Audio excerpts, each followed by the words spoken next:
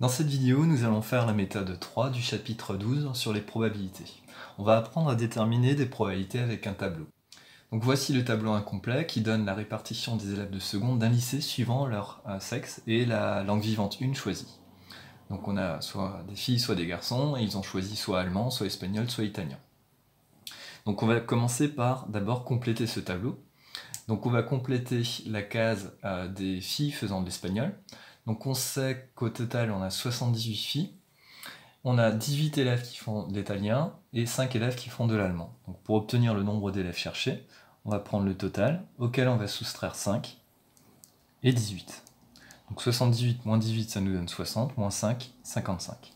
Donc on a 55 élèves qui font, 55 filles qui font de l'espagnol. Déterminons maintenant le nombre de garçons donc qui font de l'italien, donc la case manquante à la deuxième ligne. On va faire le même principe. Il y a en tout 80 garçons. Il y en a 15 qui font de l'allemand et 12 qui font de l'espagnol. Donc on a 80 moins 20, 60, 60 moins 5, 55, 55 moins 2, 53. Donc on a 53 élèves, 53 garçons qui font de l'italien. Et maintenant, il n'y a plus qu'à compléter la ligne des totaux. Donc il y a 15 plus 5 élèves qui font de l'allemand. Donc on a en tout 20 qui font de l'allemand. On en a 12 plus 55 qui font de l'espagnol, on a dit. Donc ça fait 67. On en a 18 plus 53 qui font de l'italien, donc 71.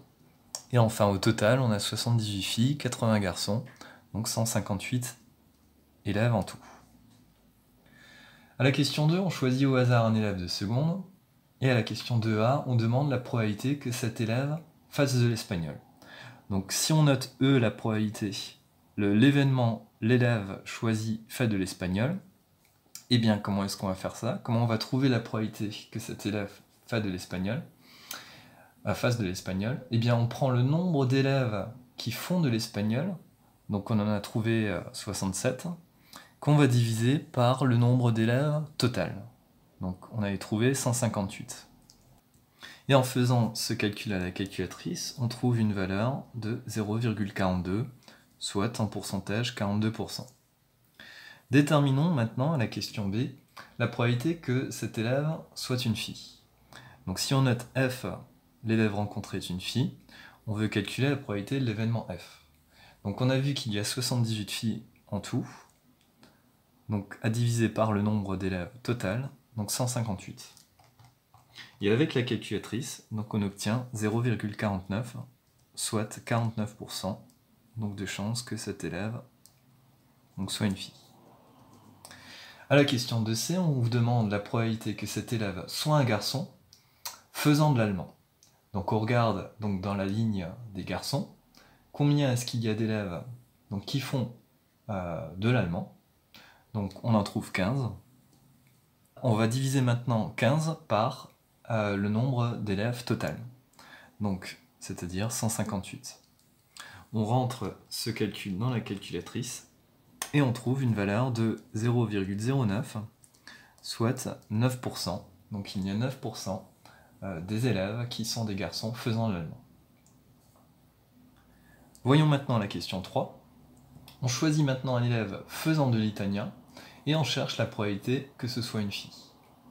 Donc autrement dit, on se place dans la troisième colonne, donc la colonne des Italiens, et on cherche la probabilité que parmi ces élèves faisant du italien, l'élève rencontré soit une fille. Donc on regarde dans cette colonne le nombre de filles qui font de l'italien.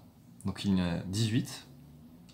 Et alors, cette fois-ci on va faire attention, on ne va pas diviser par 158, le nombre d'élèves total, non, on va diviser par le nombre d'élèves qui font de l'italien. Car en effet, dans l'énoncé, on vous précise qu'on choisit un élève qui fait de l'italien. Et il y en a combien des élèves qui font de l'italien? On a trouvé tout à l'heure 71. Donc on va calculer 18 sur 71.